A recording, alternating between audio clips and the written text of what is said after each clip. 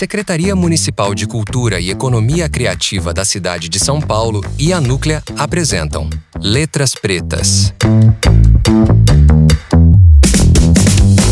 Sejam todas, todos e todes muito bem-vindos ao Letras Pretas, o programa que mergulha na literatura produzida por autores da comunidade negra, através do olhar, da escuta e da escrita de quem a constrói.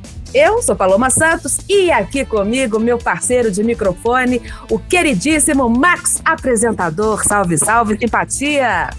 Fala, minha mineirinha preferida. Hoje nós vamos para um bate-papo. Na verdade, eu vou querer escutar muito, porque além de rodas de samba, nós já tivemos rodas de bate-papo trocando ideia. E hoje nós vamos falar sobre o livro dele, Casa Verde, uma pequena África paulistana, com um tema muito correto, porque se tem um bairro que na verdade é uma cidade africana em São Paulo, se chama Casa Verde. E ele é simplesmente o preto responsável por essa obra, Tadeu Caçula. Muito obrigado pela presença, irmão. Ô, Max, eu que agradeço aqui o aquilombamento, a tia, a Paloma. Estou muito feliz de estar aqui, não é, participando dessa gira, não é, sobre a questão da produção do livro, a produção do que a gente tem apresentado a partir da Zona Norte de São Paulo. Tá por aqui, sem soma de dúvidas, para mim está sendo um privilégio. Obrigado pelo convite. E temos mais um companheiro nesse programa, alguém que vai nos ajudar a aprofundar o papo de hoje. Eu tô falando do nosso querido catedrático, jornalista, eleitor atento, Juca Guimarães. Salve, salve, simpatia!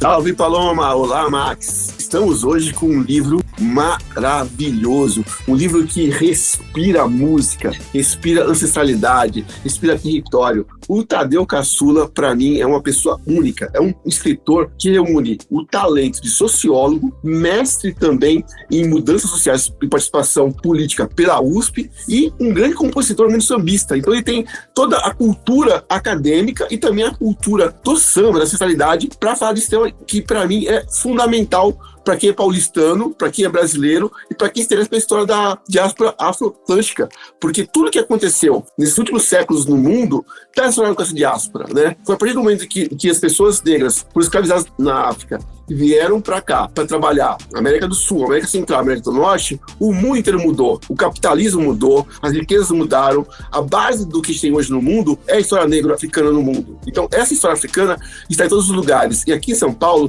o coraçãozinho dela bate muito forte na Casa Verde. Esse livro, quando eu li a primeira vez há alguns anos, eu pensei o seguinte: puxa vida, tem tanta coisa que eu não conhecia da Casa Verde e é tão interessante, tão potente, que eu acho que em outros lugares também tem a mesma potência, mas as pessoas não falam sobre isso. E o Tadeu, que era Casa Verde, foi lá, pesquisou, conversou, entrevistou, teve aquele contato oral com os personagens e fez um livro maravilhoso. E Tadeu, como que é a Casa Verde? Conta pra gente um pouco a história desse local, que é o tema do seu livro.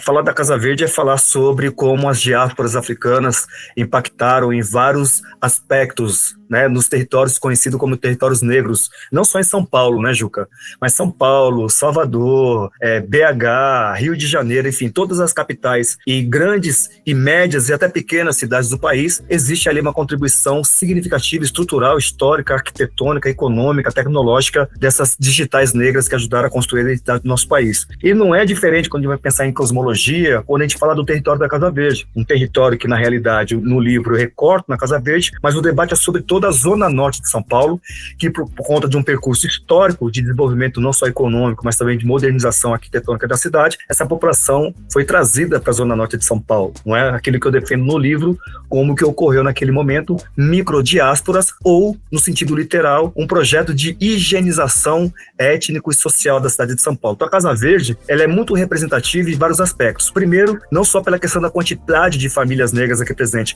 mas também a questão qualitativa, porque essa presença, para além de ser quanti, ela é quali porque ela produz, ela ressignifica a zona norte de São Paulo. Ela dá um caráter de identidade social, de identidade cultural, de identidade artística, porque nós não estamos falando só de samba, né? No livro, a gente discute também como aqui é um grande polo produtor de grandes atletas. Dentre eles está aí Ademar Ferreira da Silva, não é? Tem tá aí Serginho Chulapa e outros muitos grandes atletas saíram daqui, não só da modalidade do futebol, mas de outras modalidades esportivas também, boxeadores, pugilistas, enfim, atletas de outras modalidades. Então, falar da Casa Verde é falar de um território que, de fato, houve a necessidade de se debruçar sobre como esse território se apresenta de forma diferente para a cidade de São Paulo, se apresenta de forma diferente para o estado e para o país, na perspectiva de que a gente produz de conhecimento entra na chave qualitativa também, e não apenas quantitativa. Então fica parecendo até um pouco de bairrismo, né, Ju, quando eu falo da Casa Verde com tanto amor e também com tanta segurança. E eu falo com segurança porque eu sou também o resultado de quem nos antecedeu, né, os nossos mais velhos e mais velhos, que produziram todo esse conhecimento, e segundo o próprio professor Milton Santos, ele fala sobre a questão do território e como a questão do território também tem um significado quando você tem grupos sociais que ressignificam esse território geográfico, dando caráter de identidade sociocultural. E nesse caso aqui da Casa Verde, que o Milton Santos ensina que a população negra deu a territorialidade para a Casa Verde, para a Zona Norte, ou seja, a identidade sociocultural desse nosso território. Falando um pouco da geografia, porque é de São Paulo, Casa Verde é um bairro logo após o Rio Tietê, que não é tão longe do centro de São Paulo, mas tem também um processo de gentrificação que aconteceu, que foi expulsando a população negra que vivia mais na área central da cidade, mais urbanizada, para esse lugar mais afastado. E o que fala um pouquinho também pra gente, a história da Frente Negra Brasileira, que também tem uma importância nesse começo de Casa Verde, né? Tem uma importância significativa, eu digo até vital para a nossa existência aqui hoje. Para o território da Casa Verde, Parque Peruche, por exemplo, em especial o Parque Peruche, foi fundamental a ação da Frente Negra Brasileira, que foi fundada em 16 de setembro de 1931, na região central de São Paulo. Ficou muito tempo, né, ocupando como sede o prédio que hoje é conhecido ali na Avenida Liberdade, número 602, onde é a Casa de Portugal. Antigamente ali era a sede da Frente Negra Brasileira, e a partir dali da Frente Negra Brasileira, da região central, ela começou o seu processo também de expansão. Num projeto, inclusive, né, em pleno desenvolvimento modernista da cidade de São Paulo, década de 20 e 30, a cidade está expulsando a população negra, a Frente Negra Brasileira, que tinha já, né, no seu escopo de ações, pensar a inclusão da população negra num projeto de nação, porque esse era um povo, enfim, ainda hoje, se a gente for analisar, né, nós somos preteridos de participar plenamente, né, do Estado, nação, dos projetos de representação política, econômica, enfim, mas a Frente Negra Brasileira foi fundamental porque compreendeu a expulsão da população negra da região central, né, num terceiro movimento já, porque já tinha expulsado do Triângulo Histórico, onde, para quem não conhece a cidade de São Paulo, é ali o Pátio do Colégio, região central, o Lago São Francisco, ali o Largo do Café, era a cidade de São Paulo. Na expansão, um primeiro movimento da população negra é levado para as periferias, que naquele contexto era o bairro da Liberdade, antes da imigração japonesa, portanto, o bairro da Liberdade é um bairro historicamente também conhecido como bairro de referência negra, de feição negra. Bairro do Bexiga, da Bela Vista, o Quilombo da Saracura, também foi um território da cidade de São Paulo, que era naquele contexto periferia de São Paulo. Barra Funda, também era um grande espaço onde a população negra era expulsa, e depois no outro movimento essa população é levada para os territórios. Nesse outro movimento, década de 30, sobretudo, Juca, é que a Frente Negra Brasileira, então, já se organizando como um núcleo político, ou se eu posso dizer com muita propriedade, a organização negra mais importante do pós-abolição, que foi a Frente Negra Brasileira, começa então a ver essas áreas que a especulação imobiliária, que o capital especulativo não tinha interesse,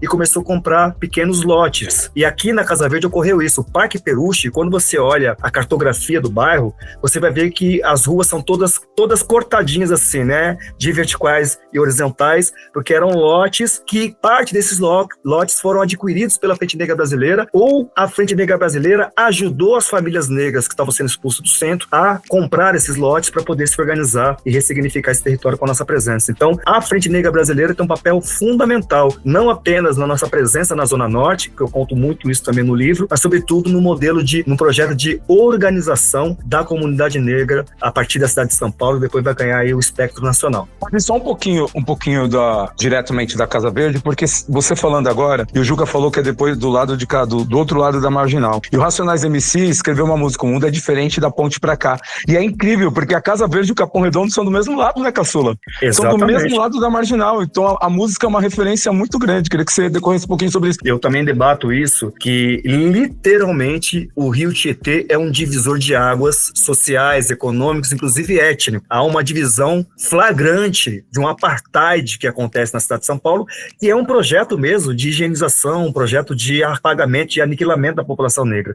Não é à toa, não é? E aí, obviamente, quando você faz aqui uma citação excelente, né, a partir da produção dos Racionais MCs, a partir de como eles também pensam e conseguem compreender entender o porquê é que o mundo é diferente da ponte para cá, e essa é a nossa realidade na Zona Norte de São Paulo também, é importante que a gente entenda que o Estado brasileiro sempre teve um projeto de nos aniquilar, sempre teve um projeto de nos boicotar ou de nos colocar num verdadeiro apartheid. Não é à toa que houve a Conferência Universal das Raças de 1911, em que o Estado brasileiro apresentou um projeto de que em 100 anos não existiria mais os traços físicos, culturais e simbólicos da população negra. Tinha um projeto de nos aniquilar, física, simbólica e culturalmente. Então, como não conseguiram e não vão conseguir, porque a nossa genial Conceição Evaristo, abro aspas aqui para nossa grande intelectual, combinaram de nos matar, mas nós combinamos de sobreviver, fecha aspas, a gente foi muito resiliente no sentido de ressignificar nossa presença nesses territórios que não eram quiços pelo capital especulativo.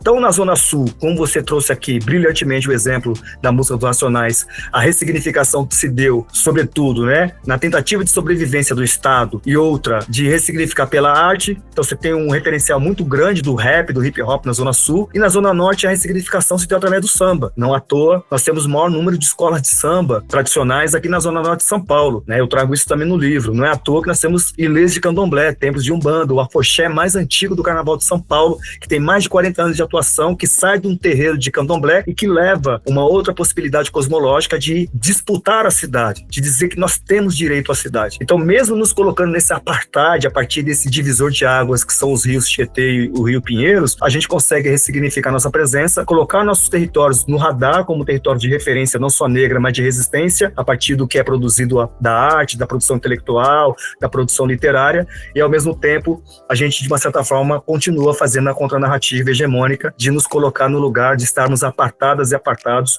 de uma cidade que nós ajudamos a construir, no sentido literal. E é um livro tão bonito, porque ele tem um prefácio maravilhoso do Sr. Juarez, né, Xavier, que é um grande acadêmico, um intelectual muito relevante na cultura negra brasileira, que faz grandes elogios pro livro. E eu aprendi muito com o seu livro, Tadeu. Uma coisa que eu aprendi no seu livro que eu não conhecia, e estou muito encantado, foi sobre a festa do Benedito, que acontece até hoje, no começo do ano, segundo domingo de cada ano, né? A gente que mora em São Paulo, cidade de 10 milhões de habitantes, percebe que tem a cultura negra é muito pouco vista na cidade. E a Casa Verde, a região do seu livro, conseguiu manter uma cultura, uma festa tradicional negra muito relevante. Fala um pouco sobre essa história que está no seu livro da festa do Benedito. Essa festa é uma tradição aqui na Zona Norte de São Paulo. E aí, Juca, eu tenho que dizer para você que este ano não ocorreu a festa, né? Depois de décadas acontecendo, este ano não ocorreu a festa porque a principal matriarca que organizava essa festa, a dona Lucila, que também é fundadora da Império de Casa Verde, né? Enfim, foi baiana da Peruche por muito tempo, depois ajudou a fundar o Império, desfilou no Império por muito tempo, mas é parte de uma comunidade de negros católicos que tem aqui na Zona Norte de São Paulo, que mesmo praticando uma religião que eu tenho algumas questões relacionadas que não vem ao caso, se organizaram para poder fazer a manutenção de uma tradição negra, que é a festa de São Benedito, mas que é uma festa que ela não está ligada diretamente à questão das práticas colocadas nas liturgias da religião católica, mas ela faz um movimento que hoje eu identifico como uma subversão, como uma ressignificação das festas católicas, colocando a cosmologia negra em pauta, porque é uma festa que reúne congada, roda de samba, grupo de capoeira, ou seja, as nossas formas de organizações, as nossas formas, por exemplo, né, de pensar a nossa participação e a contribuição de um olhar cultural que também pode colocar esses referenciais tanto na religião de matriz africana como em outras religiões, uma vez que os nossos corpos ocupam esses outros aspectos religiosos, é o que faz dessa festa uma festa interessante e tradicional aqui em São Paulo. Com a passagem da dona Lucila, não é? Este ano agora não ocorreu, então os familiares e as pessoas da comunidade de São Benedito estão se organizando para verificar a possibilidade de retomar em algum momento. Talvez nem volte no próximo ano, porque parece que tem um momento, né, de luto, né, de esperar um tempo para depois se organizarem, mas só esse ano que não ocorreu. Mas é importante dizer que desde garoto a gente frequenta essa festa, então todo segundo domingo do ano, virou o ano, segundo domingo, fecha-se uma rua do Parque Peruche, a rua do Parque Peruche, a rua Galileia fecha e todo dia, durante todo o dia, né, as matriarcas fazem almoço para todas as pessoas que participam de forma gratuita, aí tem a roda de samba, tem grupo de congada, tem roda de capoeira e tem um momento ali, inclusive, que você tem, evidentemente, um momento em que eles vão fazer a oração para São Benedito, tem a procissão que sai da igreja com os andor, né, o andor de Nossa Senhora de Fátima e também São Benedito, que faz um cortejo até a Rua Galileia, enfim, é uma tradição que se perpetua e que faz parte dessa comunidade de São Benedito, que é mais do que centenária já aqui na Zona Norte de São Paulo. Mas o melhor dessa festa, para quem está nos ouvindo e nunca frequentou, para mim o melhor é como é respeitado a variável das pessoas pretas, porque todos nós pretos somos pessoas variáveis. Quando eu digo pessoas variáveis, é do credo a tudo. A gente consegue estar em todas as searas. E lá é respeitado isso. Por isso que você tem a congada, você tem os padres que começam a fazer os desfiles e tudo mais. E isso eu acho demais, porque se nós entendêssemos sempre que o misturar é muito bom, desde que eu respeite o espaço do outro, teria muitas coisas culturais maiores em São Paulo. Porque a gente às vezes é obrigado a guetizar. Aí no Pagode da 27, lá na Zona Sul, aí numa rua do samba, ali na Luz. E lá não. Lá é eventos que pode colar, vem todo mundo. Vem pra cá todo mundo, porque é uma festa feita pra todos e todos que estiverem presentes. Eu posso comentar, Max? Acho que você trouxe um aspecto muito interessante para quem está nos ouvindo aqui compreender como a nossa forma cosmológica de organizar as nossas festas, nossas celebrações é muito diferente de um olhar ocidental, né? Porque nossa forma de organização, ela não obedece uma lógica euro-orientada, ela obedece uma lógica afro-orientada, que na realidade todas as nossas celebrações elas são ecumênicas, elas não condenam, por exemplo, se você pratica qualquer tipo de outra religião. Mesmo as pessoas pretas que estão em outras religiões, elas mesmo assim carregam na sua formação familiar, histórica, ancestral, uma ideia já muito concebida de coletividade, de respeitar inclusive a opinião, né, o olhar do outro, a religião do outro, o que infelizmente isso não ocorre em algumas religiões monoteístas, que acabam achando que a dela é a correta, todas as outras não servem. E é interessante que você traz essa questão de pessoas que às vezes nem são católicas, tem pessoas às vezes que não têm religião nenhuma, mas vai na festa de São Benedito da Rua Galileia, assim como pessoas pretas que praticam outras religiões e que vão nessa festa. Ô, Caçula, sem contar que é um momento que, pra quem é de São Paulo, a gente vai pra Praia Grande, só que sobe só pra festa, né? Você desce pra Praia Grande pra virada do ano, você aluga a casa durante um período ali de janeiro, você desce, faz o que tem que fazer lá na praia, sobe, curte a festa e depois volta pra praia de novo. Isso acontece muito, gente, vocês não têm noção, é organizado isso. Fora o fato também dessas comunidades se organizarem para a festa de São Benedito em Tietê, que é uma festa negra em Tietê também. Eu trago um pouco disso no meu livro, né, também sobre como a festa de Tietê, o Batuque de Umbigada de Tietê, influenciou também boa parte das famílias que estão aqui na Zona Norte de São Paulo, no bairro da Casa Verde, e como a festa de Tietê, hoje não mais, porque a prefeitura, a cidade impede agora, né, que turistas chegam na cidade, mas em todas as regiões de São Paulo, inclusive aqui na Zona Norte, fretavam-se ônibus para poder levar as famílias para Tietê, e a gente chegava em Tietê no 28 de setembro, né, que é São Benedito, e em todos os pontos da cidade tinha uma roda de samba acontecendo. Porém, na hora que a procissão saía da igreja, todas as rodas de samba paravam em respeito à procissão. Então, por isso que eu digo que a nossa forma de organização e de entender o outro é muito diferente do olhar ocidental, porque a nossa prática, ela é a partir de uma experiência afro-orientada e também matriarcal, porque são as mães negras que nos ensinam desde cedo a respeitar o outro, de acordo com o que o outro pensa, de acordo com o que o outro pratica, e esse matriarcado africano que nos orienta é que fez com que a festa de São Benedito na Rua Galileia, no Parque Peruche, formasse numa potência e numa referência cultural aqui no nosso bairro. E Caçula, no seu livro, tem uma coisa interessantíssima sobre a genealogia da cultura de São Paulo, que está muito ligada à Casa Verde, à Zona Norte. E você fala num trecho do Sítio do Caqui, que é ali onde começa o samba, e depois você conta uma história que eu também não sabia, que o Ayambi, o sambódromo da Ayambi, só era Zona Norte por conta da importância do samba na Zona Norte, né? Fala um pouco sobre o Sítio do Caqui, você tem até uma música sobre isso, né? Sim. E esse espaço ali onde o samba, a cultura negra se manifestou, gerou tantas escolas potentes de samba. Algumas não existem mais, né? Infelizmente. Mas até hoje, em São Paulo, a Zona Norte é muito marcada por escolas de samba, né? Sim, sem dúvida, Juca. Que legal você ter lembrado desse trecho que eu trabalhei um pouco a ideia da importância do que foi o Sítio do Caqui, porque o Sítio do Caqui, na verdade, era um estábulo que tinha aqui na Casa Verde, no entrocamento da Casa Verde Alto com o Parque Peruche, que é um território só, entendendo para quem nos ouve, o Parque Peruche é um subdistrito da Casa Verde, que é um bairro que começa na marginal do Rio Tietê e termina já no bairro da Cachoeirinha, já quase às margens, né, da Serra da Cantareira, então é um bairro muito grande. Ele é dividido em Casa Verde Baixa, Casa Verde e Casa Verde Alta, e tem seus subdistritos. Mas o Sítio do Caqui era um estábulo em que os sambistas da época, né, né? Tô falando de Seu Negro, tô falando de Seu Cachimbo, tô falando de Boi Lambeu, tô falando de Gilbertinho, tô falando de Gilberto Bonga, Carlão do Peruche. Todos esses homens e mulheres também, né?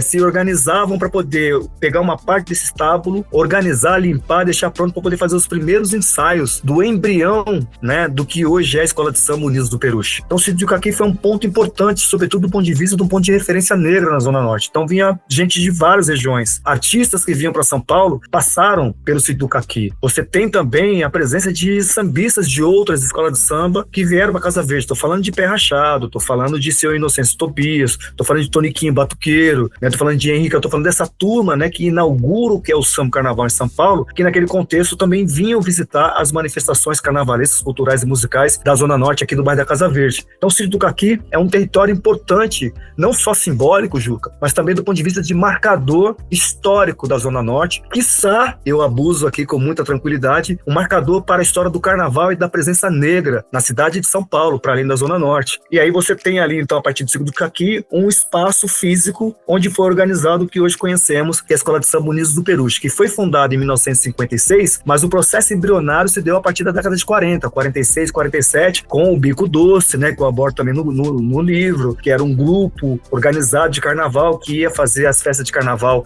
na época ali do Vale do Anhangabaú, mas arrumaram lá alguns probleminhas, né, que eu conto no livro também. No ano seguinte já não foram mais com o Bico Doce, porque a polícia estava lá para poder enquadrar a rapaziada mudou de nome estrategicamente, já chegaram lá como Unidos do Morro, e depois no final, em 56, que eles organizam mesmo, já como Unidos do Peruche. Pensar o sítio do Caqui e pensar como esse processo também, né, do sambódromo do AMB, que você trouxe na sua pergunta, Juca, é importante do ponto de vista de marcador do nosso território. É importante dizer que, por uma questão, inclusive, não só quantitativa, mas também qualitativa, das agremiações carnavais que estavam na Zona Norte, fez muito sentido que o sambódromo fosse construído para cá. Agora, tem uma outra questão que eu queria acrescentar também, Juca, se você me permite, é que, mais do que haver ali uma coerência do sambódromo estar no lugar onde você tem um número significativo de agremiações, era também o projeto de higienização da cidade de São Paulo. Não é? A gente não pode desconsiderar isso e sermos ingênuos e acreditar que o sambódromo foi construído ali porque só e única, exclusivamente porque as maiores escolas de samba estavam na Zona Norte. Tinha um projeto também de limpeza. As escolas de samba se manifestavam na época na Avenida São João, foram expulsos, no Anhangabaú primeiro, foram expulsos do Anhangabaú por causa do processo de expansão da cidade, foram para a Avenida São João. Na Avenida São João você tem margens ali a um bairro que nós conhecemos e sabemos quem habita esse bairro, chamado de Higienópolis. Então a população negra já é expulsa de lá também, vai lá para a Avenida Tiradentes. A Avenida Tiradentes entra no radar do poder público de virar um grande corredor cultural, construção da Pinacoteca, a chegada da Ronda Ostensiva Tobias de Aguiar, o Batalhão da Rota. Então ali já não fica mais palatável para a população negra desfilar. Então a população negra é expulsa para aquele marcador literal de águas que a gente falou, que é o Rio Tietê. Então, já que a negrada já está toda organizada do outro lado, leva o sambódromo para eles, que a gente não precisa ficar mais carnavalizando o centro da cidade de São Paulo, que a gente quer, que tem aspirações europeias por sua arquitetura, pelos corpos brancos que eles queriam ocupar naquele território, ou imigrantes, né, japoneses, que é o bairro da Liberdade, e também por uma questão de higienização étnica, uma vez que um bairro com o nome de Higienópolis já deixa literalmente claro que eles não querem corpos negros ocupando a cidade de São Paulo. Para você que está chegando agora, este é o Letras Pretas e hoje nós estamos conversando com o autor Tadeu Caçula sobre seu livro Casa Verde, uma pequena África paulistana. Mas nós estamos fugindo bastante da Casa Verde, estamos falando sobre a cidade de São Paulo, e com essa sua última fala quero lembrar que também o sambódromo é da ponte para cá, tá? O mundo é diferente da ponte para cá. E aí, Paloma, você tem uma pergunta para fazer agora, minha querida? Fala com a gente. Eu estou encantada. Na verdade, eu, na condição de mineirinha aqui de Belo Horizonte, na verdade eu quero te pedir uma dica para quem está de fora de São Paulo de roteiro de turismo, porque eu já quero me programar para fazer esse itinerário, conhecer Casa Verde e toda essa riqueza que você está trazendo pra gente hoje. Olha só, Paloma, então já vou dar logo a dica, não é de ouro, mas é um ouro negro, viu? É um ouro negro, né? Essa dica aqui. Existe um roteiro chamado Pequena África Paulistana, que tem um coletivo que organiza esse roteiro, que é o coletivo Zona Norte Afrodiaspórica. Tá lá no Instagram, é só procurar Zona Norte Afrodiaspórica. E esse roteiro hoje ele atende ao SESC, não é? SESC São Paulo, Várias unidades do SESC da capital, litoral interior, já procuraram esse roteiro, já participaram desse roteiro. Há agora um movimento de organizar com outras instituições que nos procuraram para poder também trazer pessoas para poder fazer esse roteiro. Inclusive, daqui a alguns dias, logo após aqui, né, este programa, nós receberemos um grupo de educadores do Instituto Moreira Salles, que vem do Rio de Janeiro para São Paulo para fazer esse roteiro aqui também da Pequena África Paulistana. E tem guia, né, especializada para poder fazer, tem um profissional da área da história, do território, para poder falar sobre esses lugares, e também tem alguns pontos estratégicos, né? O ateliê do João Cândido Silva, da família Silva, que é irmão de Maria Auxiliadora, uma das grandes artistas plásticas, né? Sua obra hoje está todo no acervo do MASP. A família Silva é um roteiro, a quadra da Escola de São Muniz do Peruche é parte do roteiro, e alguns pontos históricos aqui da Zona Norte de São Paulo. Sensacional! Já temos então encontro marcado. E já para emendar com essa sua dica incrível de turismo, agora eu quero te convidar para uma parte do nosso programa, que é um quadro chamado Bate Letra. A gente te faz a perguntinha e você manda de bate pronto. Podemos começar? Vamos embora. Então vamos lá. A primeira pergunta então do nosso Bate Letra. Defina seu livro em uma palavra. Afrodiaspórico. Defina-se em uma palavra. Preto. E qual a conexão entre essas duas palavras? A conexão é que o fato de eu ser um homem preto, eu sou um afrodiaspórico. Eu falei que o cara é partideiro, não vai vacilar, não tem como, né, Juca? Não vai errar. Porra, não posso dar esse mole agora, né, meu parceiro? Caçula, você é uma joia rara. Você trouxe Obrigado, pra gente Paloma. Um episódio que é um talismã. E com essa reflexão sobre a união do samba, trazendo tanta cultura preta linda, estamos, infelizmente, chegando ao fim de mais um episódio do programa Letras Pretas. Muito obrigada, Tadeu, pela generosidade em dividir sua escrita e o seu pensamento com a gente. Paloma, eu que agradeço a você, agradeço ao Max, agradeço também ao Juca, né, que foi aqui o provocador, né, dessas reflexões a partir do livro, mas sobretudo para além do livro, né, porque nós discutimos coisas importantes do ponto de vista da potência que é a presença negra na cidade de São Paulo, no estado de São Paulo, embora sejamos ainda politicamente, estruturalmente e historicamente apagados do protagonismo de produção de conhecimento, do protagonismo da construção da modernização da cidade, do protagonismo do processo tecnológico que colocou essa cidade num lugar de referência para o país, mesmo assim nós estamos aqui. Então falar do livro, falar da nossa presença aqui em São Paulo, falar de Frente Negra Brasileira, falar de todas essas potências e potencialidades é muito bom, ainda mais num espaço preto como este, que se coloca no debate público com muito afinco e com muita certeza e com muita determinação em dizer, olha, somos partes vitais na construção da identidade do nosso país. E aí, encerrando aqui rapidamente, com uma frase que eu gosto muito do fotógrafo intelectual do movimento negro, que já é ancestral, Januário Garcia, que ele diz o seguinte, né? Existe uma África sem o Brasil, mas não existiria o Brasil sem o continente africano. É isso. Caçula, senhoras e senhores. Muito obrigado, meu parceiro, por esse bate-papo. Muito obrigado também a Juca Guimarães, que o Caçula já disse, fez a leitura afiada para todos nós. É isso, gente. Comprem um livro, leiam um livro, porque é maravilhoso. Casa Verde, uma pequena África paulistana. Tem muito mais no livro. O livro fala sobre várzea, futebol de várzea, que também é uma resistência importante na cidade de São Paulo e tem muita conexão com a Zona Norte de São Paulo. O time o Cruz, né, é um time que até hoje existe aqui em São Paulo e é fundamental para a história tanto do samba também, quanto também da futebol de várzea, futebol de bairro aqui da cidade de São Paulo. Então o livro tem também essas histórias contadas aqui. Então leiam um livro que ele é muito, muito bacana mesmo. A você que nos ouviu até aqui, fica o convite. Leia o livro Casa Verde, uma pequena África paulistana. Compartilhe esse episódio e siga com a gente nessa jornada. Letras Pretas é um espaço de escuta, reflexão e celebração da escrita preta. A gente se encontra no próximo programa. E me desculpa, poeta, mas discordo de você, porque tem samba em todo lugar de São Paulo. Até lá, axé, tchau! Você ouviu Programa Letras Pretas.